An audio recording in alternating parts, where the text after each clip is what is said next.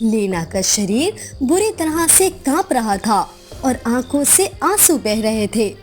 अशोक, अशोक दरवाजा खोलो, जल्दी दरवाजा खोलो, वरना वरना बहुत बड़ा अनर्थ हो जाएगा। वहीं दूसरी ओर अशोक, जो कि अपनी पत्नी पायल के साथ गहरी नींद सो रहा था। रामपुर नामे गांव में लीना नाम की एक लड़की रहती थी, जो कि अपने प्रेमी अशोक से बहुत ज्यादा प्रेम करती थी। एक दिन लीना चिंतित होकर अशोक के घर आई तो वो मजे से सो रहा था। अशोक, उठो ना, तुम इस समय सो कैसे सकते हो? उठो ना अशोक, देखो मैं यहाँ इतनी चिंतित हूँ और एक तुम हो के मजे से विश्राम कर रहे हो। लीना की आवाज सुनकर अशोक घबराकर एकदम से बैठ जाता है। हाँ हाँ उठ गया। अरे लीना, तुम यहाँ क्या कर रही हो? क्या कोई काम था? अशोक, ये तुम कैसे बहकी बहकी बातें कर रहे हो? अरे कहीं तुम्हारी याददाश्त नहीं खो गई? अच्छे से याद करो, आज रविवार है और आज तुमने मेरे घर मेरा हाथ मांगने आना था, पर तुम तो मजे से लेटकर सो रहे थे। हाँ, वो तो मुझे याद था लेना कि आज मैंने तुम्हारा हाथ मांगने आना था, पर मैं कल सारी रात खेतों पर मजदूरी करता रहा हूँ। इस कारण मेरे शरीर में बहुत दर्द था, बस इसीलिए मेरी आंख लग गई। तुम ऐसा करो, अभी घर जाओ, मैं पक्का कल आ जाऊंगा। जाओ जाओ अब वापिस अपने घर। अशोक, तुम्हें याद है ना कि हम दोनों ने एक दूसरे से कितने वादे किए हैं कि हम हमेशा साथ रहेंगे। बस तुम कल ही मेरा हाथ मांगने आ जाना, वरना ताई जी मेरा विवाह अपने पागल भाई हीरा से करवा देंगे। अशोक, मैं सिर्फ तुमसे प्रेम करती हूँ और विवाह भी केवल तुमसे ही करूँगी। हाँ, मुझे सब अच्छे से याद है। अब तुम जाओ, अरे जाओ ना। लीना जैसे ही वहाँ से जाती है तो कुछ समय बाद पायल नामी सुंदर कन्हैया कमरे से निकलकर बाहर आई और अशोक से कहने लगी, अजी सुनिए, आप अभी किससे बातें कर रहे थे? कौन थी वो लड़की? पायल, वो लेना है। कुछ वर्षों पहले मैंने इसकी जंगल में मदद कर दी थी, तो तब से इसको मुझसे प्रेम हो गया। अरे मैं तो बस इंसानियत के नाते इससे बात कर लेता था, परंतु ये मनहूस तो मेरे पीछे ही पड़ चुकी है। यही जिद लगा रखी है कि विवाह करेगी तो मुझसे। क्या? पर आपका विवाह तो कुछ दिनों पहले ही मुझसे हो गया था। अब क्या आप मेरे ऊपर सौतन लेकर आना चाहते हैं? अरे नहीं मेरी सुंदर पत्नी, मैं तो तेरी जैसी सुशील पत्नी पाकर धन्य हो चुका हूँ। और वैसे भी इस जैसी सांवली और गरीब लड़की से कोई लड़का विवाह नहीं करेगा। आप सच कह रहे हैं ना? आप उस लड़के से विवाह तो नहीं करेंगे ना? हाँ पायल, मैं वादा करता हूँ उस लीना से कभी विवाह नहीं करूंगा। अब तुम निश्चिंत हो जाओ और ये चाय जरा फिर से गर्म कर दो। देखो बातों बातों में ठंडी हो गई है। यूं ही 2 दिन गुजर गए और एक रात लीना विवाह का लाल जोड़ा पहनकर रोती हुई अशोक के घर आई और जोर जोर से दरवाजा खटखटाने लगी। लीना का शरीर बुरी तरह से कांप रहा था और आंखों से आंसू बह रहे थे। अशोक, अशोक दरवाजा खोलो, जल्दी दरवाजा खोलो, वरना बहुत बड़ा अनर्थ हो जाएगा। वहीं दूसरी ओर अशोक, जो कि अपनी पत्नी पायल के साथ गहरी नींद सो रहा था, एकदम से जाग जाता है। अबे साला, कौन आधी रात को दरवाजा पीट रहा है? सारी नींद खराब कर दी। सुनिए जी, आप जाकर एक बार देख तो लें, हो सकता है किसी को मदद की आवश्यकता हो। अशोक जैसे ही दरवाजा खोलता है तो सामने लीना को विवाह के जोड़े में देखकर उसको आश्चर्य हो जाता है। अरे लीना, तुम फिर से यहाँ आ गई, वो भी इस समय? और ये क्या तुमने ये लाल जोड़ा किस लिए पहन रखा है? अशोक, पूरा 1 हफ्ता बीत गया है पर तुम मेरा हाथ मांगने नहीं आए। देखो, आज ताई जी जबरदस्ती मेरा विवाह अपने पागल भाई हीरा से करवा रही हैं। अशोक, तुम तो मुझसे प्रेम करते हो ना, इसीलिए चलो हम अभी तुरंत जाकर विवाह कर लेते हैं। अरे कौन सा प्रेम, कैसा प्रेम? मैं तुमसे कोई प्रेम नहीं करता, इसलिए चली जाओ यहाँ से। वैसे भी अगर गांव वालों ने तुम्हें इस समय यहाँ देख लिया तो तरह तरह की बातें करेंगी। अब तुम्हारा तो पता नहीं, परंतु मेरी इस गांव में बहुत इज्जत है। क्या ये तुम मुझसे कैसी बातें कर रहे हो अशोक? तुम तो मेरे प्रेमी हो ना, हमारा संबंध तो अटूट है। याद करो वो वादे जो तुमने मुझसे किए थे। फिर तुम मेरे साथ ऐसी बातें कैसे कर सकते हो? कहीं तुम मेरे साथ कोई मजाक तो नहीं कर रहे हो ना? देखो ये मजाक का समय बिल्कुल नहीं है। लीना ने अभी इतना कहा है था जब अशोक की पत्नी पायल वहां पर आ जाती है।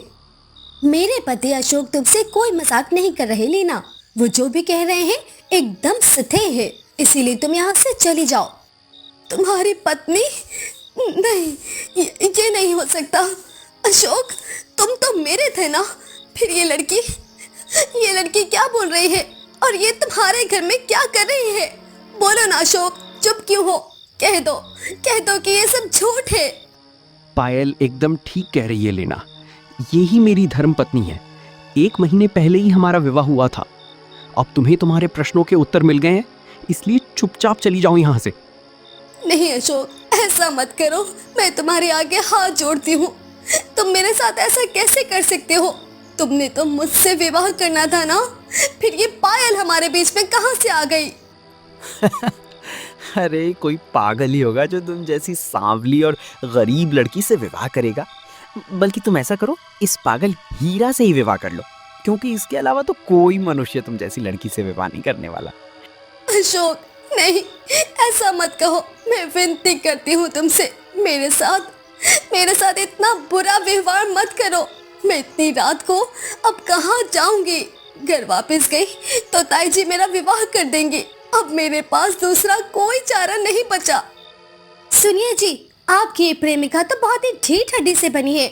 आप ऐसा करें, दरवाजा बंद कर दें, अपने आप ही चली जाएगी। पायल के इतना कहते ही अशोक लीना के मुंह पर दरवाजा बंद कर देता है। लीना रोते हुए कहती है, अब मैं क्या करूं? कहाँ जाऊं? घर भी नहीं जा सकती। उस पागल हीरा से तो मैं कभी भी विवाह नहीं करूंगी, और गांव में भी कोई मेरी मदद करने वाला नहीं। भला घर से भागी हुई लड़की की मदद कौन करेगा? लीना रोते हुए घने जंगल की ओर चल पड़ी। चलते चलते वो एक ऊंचे पहाड़ पर आ गई थी कि तभी उसकी नजर अपने पीछे एक गुप्त गुफा के ऊपर गई। बाप रे, ये गुफा यहाँ कैसे आई? मैं तो कई बार यहाँ आ चुकी हूँ, पर आज से पहले इस गुफा को कभी नहीं देखा। ऐसा लगता है ये कोई विचित्र गुफा है। हाँ, ऐसा करती हूँ, कुछ समय यहाँ बैठ जाती हूँ। वैसे भी इस गुफा के अंदर जंगली जानवर नहीं आ सकते, तो मैं यहाँ सुरक्षित रहूंगी। और फिर जैसे ही लीना उस विचित्र गुफा के बाहर फैली उन झाड़ियों को हाथ से हटाती है, तो एकदम से अंदर से तेज रोशनी बाहर आने लगती है, जिसके कारण लीना घबराकर पीछे हो गई। कहीं इस गुफा के अंदर कोई है तो नहीं? यदि कोई जंगली जानवर हुआ तो? लीना तुरंत ही भागकर एक पेड़ के पीछे छिप जाती है। वहीं दूसरी ओर उस गुफा के अंदर तेज रोशनी फैलते ही एक सुनहरे रंग का दरवाजा खुला, जिसमें से अंतर्कशी लोक का एक बहुत ही सुंदर राजकुमार राघव बाहर आया। उसने बहुत ही कीमती कपड़े और सोने के गहने पहन रखे थे। ये मैं कौन सी जगह पर आ गया हूँ? लगता है ये कोई गुफा है, मुझे बाहर चलकर देखना चाहिए। जैसे ही राजकुमार गुफा से बाहर आया तो चारों ओर जानवरों की आवाज सुनकर घबरा गया। पिताजी ने मुझे कैसी जगह भेज दिया है? ये धरती लोक तो बहुत ही अजीब है। अब मैं कहाँ जाऊँ, किससे मदद मांगूं? यहाँ तो मैं किसी को जानता भी नहीं हूँ। पर पिताजी ने मुझे जो सजा दी है, उसके चलते मुझे अब पूरे 1 हफ्ते के लिए धरती लोक में रहना होगा। वहीं लीना, जो काफी समय से पेड़ के पीछे छिपकर खड़ी थी, सामने एक लड़के की छवि देखकर चिंतित से बाहर आई। तुम कौन हो और इस गुफा में क्या कर रहे थे? ऐसा करता हूँ, इस कन्या से मदद मांगता हूँ। वैसे भी मुझे धरती लोक के प्रति कुछ भी पता नहीं है, इसलिए किसी न किसी मनुष्य की मदद तो लेनी ही पड़ेगी। मुझे तुम्हारी सहायता चाहिए, मेरा इस संसार में कोई नहीं है। क्या तुम मुझे कुछ दिन अपने साथ घर ले जाओगी? मैं वादा करता हूँ कुछ दिन बाद यहाँ से चला जाऊंगा। क्या ये तुम कैसे बातें कर रहे हो? मैं तो तुम्हें जानती तक नहीं हूँ कि तुम कौन हो, कहाँ से आए हो, और मेरा तो अपना कोई घर भी नहीं है, इसीलिए मैं तुम्हारी कोई सहायता नहीं कर सकती। देखो, मेरा विश्वास करो, मैं कोई बुरा लड़का नहीं हूँ, बस एक दुविधा में फंस गया हूँ जिसके लिए मुझे तुम्हारी मदद की आवश्यकता है। पर तुम हो कौन? आज से पहले तो मैंने तुम्हें कभी नहीं देखा, और तुम्हारा नाम क्या है? इस कन्या को अभी मैं अच्छी तरह से जानता नहीं हूँ, इसलिए मुझे ये बात छुपानी होगी कि मैं अंतरिक्षी लोक से आया हूँ और वहाँ की महाराज विक्रम का पुत्र राजकुमार राघव हूँ। अरे क्या हो गया है अब? क्या खड़े खड़े सो गए हो? वो मेरा नाम राघव है और तुम मुझे इसलिए नहीं जानती क्योंकि मैं स्वयं पहली बार इस गांव में आया हूँ। अब बताओ, क्या तुम मेरी सहायता करोगी? लीना राघव की बात सुनकर कुछ देर सोचती है और फिर कहने लगी, देखो, मैं तुम्हारी कोई मदद नहीं कर पाऊंगी। मैं तो स्वयं अपने घर से भागकर यहाँ आ गई हूँ क्योंकि मेरी ताई जी मेरा विवाह जबरदस्ती अपने पागल भाई से करवा रही थी, और अब मैं इसी जंगल में अपने लिए रहने की व्यवस्था करूंगी, तो कृपया करके तुम यहाँ से चले जाओ। इतना कहते ही लीना वहाँ से जाने लगती है। अब मैं क्या करूँगा? ये कन्या तो जा रही है और मेरी कोई सहायता भी नहीं कर रही। नहीं, मुझे इससे एक बार और बात करनी होगी। रुक जाओ, मुझे तुम्हारी मदद चाहिए। तुम कहाँ जा रही हो? रुक जाओ, मुझे भी अपने साथ ले जाओ ना। देखो राघव, यूँ मेरा पीछा करना बंद कर दो।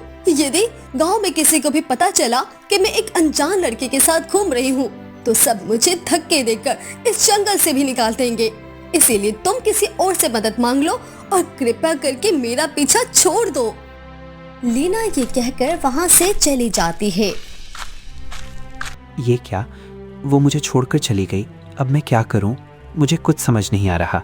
अब मुझे किसी भी तरह इस जंगल से निकलकर गांव की ओर जाना होगा। हो सकता है कोई दूसरा मनुष्य मेरी मदद करने पर मान जाए।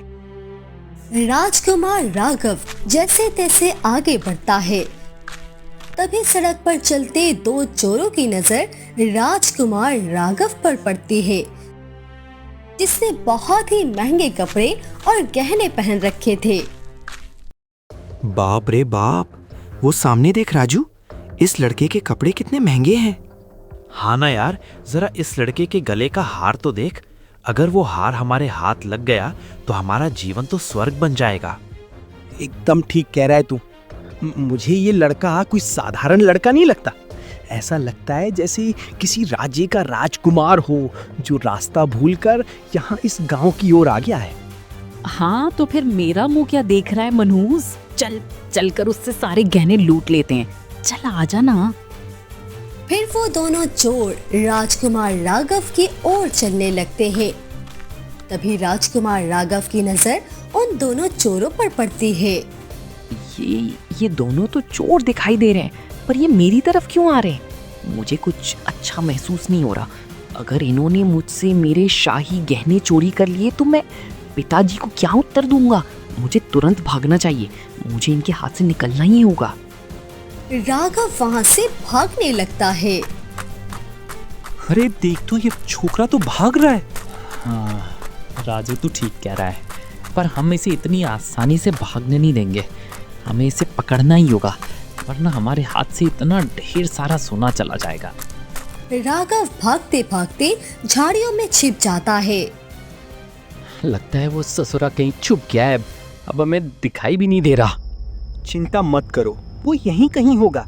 इस विशाल जंगल से निकलना इतना आसान नहीं है। वैसे भी वो इस गांव का नहीं लगता, इसलिए इसे यहाँ का रास्ता नहीं आता होगा। हम जल्दी ही इसे पकड़ लेंगे। चल इस तरफ जाकर देखते हैं। दोनों चोर वहाँ से निकल जाते हैं।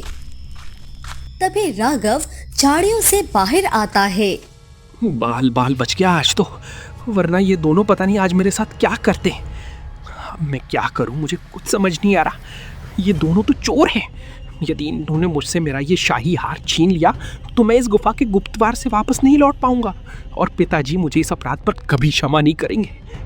वहीं काफी समय बीतने के बाद जब उन चोरों ने देखा कि राघव जंगल से बाहर जा रहा था तो उन्होंने तुरंत एक दूसरे को कुछ कहा, जिसके बाद एक चोर तुरंत अपना भेष बदलकर राघव के पास गया और कहा, भैया मेरी मदद करो भैया, मेरी अम्मा वहां नदी के पास बेहोश हो गई, मैं अकेला उनको नहीं उठा पाऊंगा, कृपया करके मेरी मदद करो वरना मेरी माँ मर जाएंगी, मैं जीते जी अपनी माँ को मरता हुआ नहीं देख सकता। राघव जो कि हमेशा बहुत ही रहमदिल था तुरंत उस चोर की बातों में आ गया और कहने लगा, क्या कहाँ है तुम्हारी माँ, क्या हुआ है उनको? मुझे नहीं पता, मैं तो अपनी बूढ़ी अम्मा के साथ जंगल की सैर को आया था पर वो एकदम से बेहोश हो गई, तुम चलो मेरे साथ उस तरफ आ जाओ। और फिर जैसे ही राघव उस चोर की बातों में आकर नदी के पास पहुंचा तो उसको कहीं भी कोई बूढ़ी नारी दिखाई ना दी। कहाँ है तुम्हारी अम्मा? तुमने तो कहा था कि वो यहीं पर बेहोश हुई थी, बोलो ना, अब ऐसे चुप क्यों हो? और ये क्या तुम मुस्कुरा रहे हो? अरे तू तो एक नंबर का मूर्ख निकला, मैं तुझे उल्लू बनाकर यहाँ ले आया। चल अब जल्दी से अपना ये हार और सारे गहने हमें दे दे वरना तेरी खैर नहीं। नहीं, कभी नहीं, मैं अपना ये हार तुम दोनों दिष्ट चोरों को कभी नहीं दूंगा, अगर तुमने मेरे साथ जबरदस्ती की तो मैं शोर मचा दूंगा, छोड़ दो मुझे। पर अभी राघव कुछ और कहता कि दूसरे चोर ने चुपके से आकर राघव के सर पर जोर से डंडा मारा, जिसके कारण राघव वहीं पर बेहोश हो गया। बात सुन, हमें उस लड़की को तुरंत अपनी झोपड़ी में ले जाना होगा, अगर किसी ने हमें इसका अपहरण करता देख लिया तो हम बहुत बड़ी संकट में पड़ जाएंगे। और फिर वो दोनों चोर राजकुमार राघव को उठाकर अपनी एक झोपड़ी में ले आए थे। ओए मुझे किसी की आवाज आ रही है, लगता है झोपड़ी के आसपास कोई है, चल कर देखते हैं। जब तक हम वापस नहीं आ जाते ये सोने का अंडा देने वाली मुर्गी को यहीं कैद रखेंगे, चल अब। पर अगर ये यहाँ से भाग गया तो? अभी मूर्ख, तुझे दिख नहीं रहा ये बेहोश है, मुझे नहीं लगता सुबह से पहले तक ये जागेगा, अब चल मेरे साथ। दोनों चोर जबरदस्ती राजकुमार राघव को जमीन पर लिटाकर वहां से चले जाते हैं। पर अभी कुछ ही समय बीता था जब राघव को होश आ गया। ये क्या, इन चोरों ने तो मेरे साथ छल कर मुझे बेहोश कर दिया। ये अच्छा हुआ कि मेरा हार अब तक मेरे पास है, अब मुझे तुरंत यहाँ से भागना होगा, इससे पहले वो यहाँ आए, मुझे इस जंगल से निकलना होगा। राजकुमार राघव झोपड़ी के पीछे वाले दीवार से बाहर निकलकर घने जंगल में भागने लगता है। रास्ते में उसे एक बार फिर से लीना मिल जाती है। सुनो, मुझे बचा लो, वो दोनों चोर मुझसे मेरा हार छीनना चाहते हैं, मैं किसी भी तरह उनके सामने नहीं आना चाहता, कृपया करके मुझे बचा लो मुझे, मैं अपना ये हार उनको किसी कीमत पर भी नहीं दे सकता। ये तुम कैसे बातें कर रहे हो राघव, मुझे तो कुछ समझ नहीं आ रहा। आखिर तुम अपनी जान से ज्यादा इस हार की इतनी चिंता क्यों कर रहे हो? ऐसा भी कौन सा रहस्य है इस हार में? सच बताओ, तुम कौन हो और कहां से आए हो? मैं कोई साधारण इंसान नहीं हूँ और ना ही धरती लोक का रहने वाला हूँ। असल में मैं अंतरिक्षी लोक से आया हूँ और महाराज विक्रम का पुत्र राजकुमार राघव हूँ। कल पिताजी मुझसे किसी बात पर क्रोधित हो गए थे, इसलिए उन्होंने मुझे दंड देते हुए 1 हफ्ते के लिए धरती लोक भेज दिया है और मैं वापस केवल इस शाही हार की मदद से ही जा पाऊंगा। मैं तुमसे विनती करता हूँ, मुझे यहाँ से ले चलो, मैं जो भी कह रहा हूँ सच कह रहा हूँ। तभी लीना राजकुमार राघव को लेकर वहां से जाने लगती है। दूसरी ओर दोनों चोर झोपड़ी में आते हैं और देखते हैं कि वहां तो कोई नहीं है। ये क्या, वो ससुरा तो भाग गया, हमें इसे पकड़ना ही होगा। हाँ, अगर हम इसको ना पकड़ पाए तो हम कभी अमीर नहीं हो पाएंगे, वो हार और बाकी गहने हमसे छिन जाएंगे। दूसरी तरफ लीना राजकुमार राघव को लेकर जंगल की गहराई में आ जाती है, जहाँ पर कोई नहीं था। हमें आज की रात यहीं पर शांति से बैठना होगा, फिर सुबह होते ही मुझे रहने की कोई व्यवस्था करनी होगी। तुम चिंता मत करो लीना, मेरे पास ये सोने की अंगूठी है जो मेरे किसी काम की नहीं। मैं कल ही इसको बेचकर एक घर खरीद लूंगा। और फिर सुबह होते ही वो दोनों गांव आ गए थे। राघव ने अंगूठी की मदद से एक बहुत ही सुंदर घर खरीद लिया था। लीना, अब से ये घर केवल तुम्हारा है, तुम ही इसकी मालकिन हो। तुमने मेरी इतनी सहायता की, इसलिए ये मेरी तरफ से उपहार समझो। तुम्हारा बहुत बहुत धन्यवाद राघव, मैं तुम्हारे ये एहसान कभी नहीं भूलूंगी। इसी तरह एक दिन बीत गया, पर जल्द ही ये बात पूरे गांव में फैल गई थी कि लीना एक अनजान लड़के के साथ एक ही घर में रह रही थी। जिसके बाद गांव का सरपंच अपने कुछ साथियों के साथ लीना के घर आया। लीना, पहले तुम विवाह से भाग गई और अब एक अनजान लड़के के साथ एक ही घर में अकेली रह रही हो। ये सब क्या है? तुम्हें पता है ना कि ये कितना बड़ा पाप है। मैं इस गांव में तुम्हें इतना बड़ा पाप करने की अनुमति कभी नहीं दूंगा। अरे तुम तो लगता है इस अमीर छोकरे की धन दौलत के लिए अपना धर्म तक भूल गई हो। सरपंच जी, ये आप कैसी बातें कर रहे हैं? मैंने राघव से विवाह किया है और विवाह करके अपने पति के साथ इसके घर में रहना कोई अपराध या पाप नहीं होता। आप भी तो अपनी पत्नी के साथ ही रहते हैं ना, फिर मुझे पापी क्यों कह रहे हैं? बोले। क्या? ये तुम्हारा पति है? अच्छा ठीक है, शायद हमें कोई गलत फहमी हो गई थी, मुझे क्षमा कर दो। और तुम दोनों को विवाह की बहुत बहुत बधाई हो, सदा सुहागन रहो। ऐसे मानना पड़ेगा, तुम्हारा पति तो किसी राजकुमार से कम नहीं है। चलो अब हम चलते हैं। सारे गांव वाले राजकुमार राघव की तारीफ करते हैं। वहीं राजकुमार राघव लीना के पीछे खड़ा लीना को प्रेम भरी नजरों से देखता है। ये लेना कितनी अच्छी है, मैंने आज से पहले इतनी बुद्धिमान कन्या अपने अंतरिक्ष लोक में भी नहीं देखी। मेरी इज्जत रखने के लिए उसने सब गांव वालों के सामने मुझे अपना पति बना दिया, ताकि कोई भी हमें पापी ना समझे। सच में ये लड़की बहुत ही अच्छी है। 2 दिन यूं ही बीत जाते हैं। लीना राघव का खूब ख्याल रखती है और देखते ही देखते दोनों को एक दूसरे से अटूट प्रेम हो जाता है। पर किसी ने एक दूसरे को इस प्रेम के प्रति अब तक कुछ नहीं बताया था। दूसरी ओर अशोक, जो काम से थककर घर आया था, पायल से कहने लगा, ए पायल, आज तो बहुत जोरों की भूख लगी है, जरा जल्दी से खाना तो ले आओ, और ऐसा करना साथ में ठंडी ठंडी लस्सी भी बना कर ले आओ। कहाँ से लाऊं खाना? मैंने तो कोई खाना नहीं बनाया। मैं तो समझी थी तुम आज भी बाजार से आते हुए खाना ले आओगे। देखो पायल, शुरू में तो मैं बाजार से खाना ले आता था, पर ऐसा रोज रोज नहीं चल सकता। अब तुम मेरी पत्नी हो तो जाहिर है तुम्हें घर के काम करने होंगे, और मेरे लिए खाना भी तुम ही रसोई में पकाओगी। क्या कहा? मुझे खाने पकाने होंगे? अरे मैं तुम्हारे कोई नौकरानी नहीं हूँ, बल्कि पत्नी हूँ, पत्नी। मैंने तुमसे विवाह घर में नौकरानियों की तरह काम करने के लिए नहीं किया था, और भूलो मत, तुम्हें मुझसे विवाह करने के लिए मरे जा रहे थे। ये कैसी बातें कर रही हो तुम पायल? देखो, घर के सारे काम पत्नी को ही करने होते हैं। तुम्हारी जगह अगर आज लेना होती तो मेरे कहने से पहले ही मेरे सामने खाना रख देती, पर तुम्हें तो खाना बनाना आता ही नहीं है।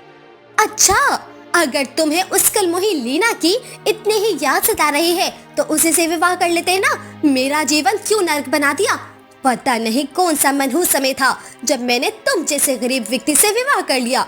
अरे मेरे तो भागे फूट गए हैं। पायल, अगर तुम्हें मेरे साथ नहीं रहना तो चली जाओ मेरे घर से। मैं अभी इसी समय हमारे बीच का संबंध तोड़ता हूं। अच्छा है मुझे समय रहते समझ आ गई। अब मैं लीना से विवाह करूंगा। हाँ, जा रही हूँ। मुझे भी कोई शौक नहीं है तुम्हारे जैसे गरीब के साथ जीवन बिताने का। पर जिस लीना को गरीब समझकर तुमने छोड़ा था ना, अब उसने एक अमीर लड़के से विवाह कर लिया, जो कि शक्ल से ही किसी राज्य का राजकुमार लगता है। अब वो तुमसे विवाह करना तो दूर, तुम्हारी शक्ल भी नहीं देखेगी। इतना कहते ही पायल वहाँ से चली जाती है। ऐसा हो ही नहीं सकता कि लीना मुझे इतनी जल्दी भूल जाए। तुम तो मुझसे प्रेम करती थी ना लीना, फिर किसी और से विवाह कैसे कर लिया तुमने? नहीं, तुम हमारे इतने वर्षों की प्रेम को इतनी जल्दी नहीं भुला सकते। मैं आ रहा हूं तुम्हारे पास लीना। हाँ, मुझे पूरा विश्वास है कि जब मैं तुम्हें विवाह करने का बोलूंगा तो तुम अपने पति को छोड़ दोगी और मेरे साथ यहाँ इस घर में आ जाओगी। अशोक ये सब सोचकर लीना के घर पहुंच जाता है। तभी कुछ समय बाद लीना घर से बाहर आती है और अशोक को देखकर कहती है, अरे अशोक, तुम यहाँ क्या कर रहे हो? क्या अब भी कुछ रहता है जो तुमने कहना है? उस रात जब तुमने मेरे साथ अपने सारे संपत्ति तोड़ लिए थे, तो फिर आज क्या लेने आए हो? बोलो। लीना, मुझसे बहुत बड़ा अपराध हो गया। मुझे उस रात ऐसा नहीं करना चाहिए था। अब मुझे एहसास हो गया है कि तुम मुझसे सच्चा प्रेम करती थी। वो पायल घर से चली गई है लीना, और अब मुझे अच्छे से समझ आ गई है कि हम दोनों ही एक दूसरे के लिए बने। तुम ऐसा करो, अपने पति को छोड़ दो और मेरे साथ चलकर विवाह कर लो। मैं सच में तुमसे बहुत प्रेम करता हूँ और तुम्हारे बिना नहीं रह सकता। ये क्या बोल रहे हो? भूल गए हो क्या कि उस रात तुमने स्वयं मुझे धक्के देकर अपने घर से बाहर किया था? एक बार जब दो प्रेमियों के बीच कोई तीसरा आ जाए तो वो प्रेम अपने आप मर जाता है। अब तुम यहाँ से चले जाओ। मैं अपने पति राघव के साथ बहुत खुश हूँ और तुम्हारी शक्ल भी नहीं देखना चाहती। ये तुम ठीक नहीं कर रही हो लीना। अगर तुमने मेरे साथ विवाह ना किया तो मैं तुम्हारी और तुम्हारे पति राघव की हत्या कर दूंगा। इतना कहकर अशोक आगे बढ़ा ही था, एकदम से वहाँ राजकुमार राघव आ जाता है और जोरदार थप्पड़ अशोक को मारता है, जिसके कारण अशोक दूर जाकर गिरता है। तेरी इतनी हिम्मत कि मेरी पत्नी की हत्या करे? मैं तेरा कचूमड़ बना दूंगा, दुष्ट इंसान। ये अब वो अनाथ एलेना नहीं है जिसको तूने छोड़ दिया था, बल्कि अब ये मेरी पत्नी है और इसकी सुरक्षा करना मेरा धर्म। अब मेरी शक्ल क्या देखा है? दफा हो जाए यहाँ से। राजकुमार के हाथ का थप्पड़ खाकर अशोक बहुत डर गया था।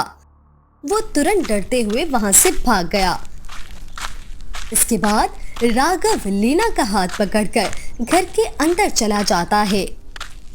इसी तरह एक हफ्ता बीत जाता है और राजकुमार राघव के वापस लौटने का समय आ जाता है, जब अचानक से लीना राघव के सामने आती है और घबराते हुए अपने मन में सोचने लगती है, मुझे राघव को बता देना चाहिए कि मैं उससे प्रेम करने लगी हूँ।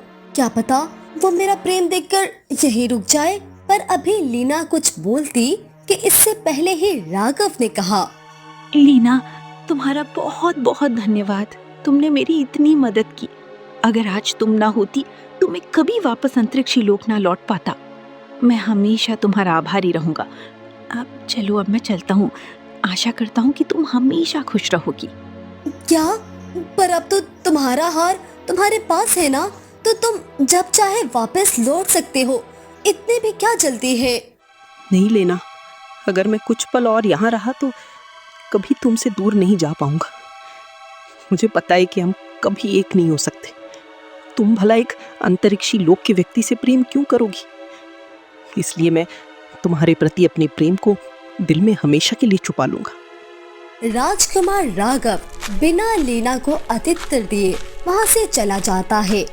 लीना जोर जोर से रोने लगती है। मैं पहले अशोक से प्रेम करती थी, उसने मुझे ठुकरा दिया, और अब जब सब कुछ भूलकर एक बार फिर से प्रेम किया तो राघव भी मुझे अकेला छोड़कर चला गया। आखिर इस संसार में कोई मुझसे प्रेम क्यों नहीं करता? क्या गरीबों को प्रेम करने का कोई अधिकार नहीं है? वहीं दूसरी ओर राघव रोते हुए उसी विचित्र गुफा की तरफ चल पड़ता है जहां पर वो गुप्त दरबार था कि तभी वो दोनों चोर एक बार फिर से राघव और उसके सोने के कीमती हार को देखकर खुश हो जाते हैं। अबे वो देख, सामने वही लड़का। चल चल के इसको पकड़ते हैं इससे पहले वो यहाँ से भागे। वो दोनों भागकर राघव को पकड़ लेते हैं। तुम दोनों फिर से यहाँ आ गए हो? छोड़ दो, छोड़ो मुझे, मुझे जाने दो। मैंने तुम दोनों का क्या बिगाड़ा है? छोड़ दो मुझे। अरे ऐसे कैसे छोड़ दें? इतनी मुश्किल से तुझे ढूंढा और तू फिर से जाना चाहता है। आज तो हम तुझसे ये सारे गहने छीन कर रहेंगे। चल उतार ये हार। तुम लोग ऐसा नहीं कर सकते। मैं ये हार तुम दोनों को कभी नहीं दूंगा। तभी पीछे से लीना गांव के सरपंच और सैनिकों के साथ आ जाती है।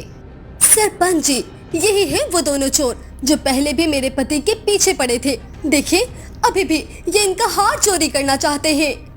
तुम चिंता मत करो बेटी, मैं काफी समय से इन दोनों चोरों को ढूंढना चाह रहा था। पूरे गांव वालों का जीवन नर्क बना रखा था इन्होंने। सैनिकों, पकड़ लो इन दोनों को और ले जाकर काल कोठरी में कैद कर दो। सरपंच उन चोरों को लेकर वहाँ से चला जाता है। तुम्हारा एक बार फिर से बहुत बहुत धन्यवाद लीना। मुझे क्षमा कर दो, पर आज मैं तुम्हें अपने दिल की बात बता कर रहूंगा। कौन सी बात राघव, बोलो ना। वो असल में मैं तुमसे प्रेम करता हूँ और तुमसे विवाह करना चाहता हूँ, पर मैं नहीं जानता कि तुम मेरे प्रति ऐसा सोचती हो या नहीं। पर अब मैं ये बात और अपने दिल में छुपा नहीं सकता। क्या क्या सच में राघव? मैं भी तुमसे बहुत प्रेम करती हूँ और तुम्हारे साथ ही अपना जीवन बिताना चाहती हूँ। तो फिर ठीक है लीना, आ जाओ। अब से हम दोनों अंतरिक्षी लोक चलते हैं।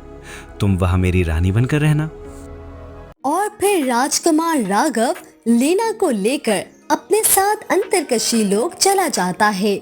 दोनों विवाह करके खुशी खुशी अपना जीवन बिताने लगते हैं।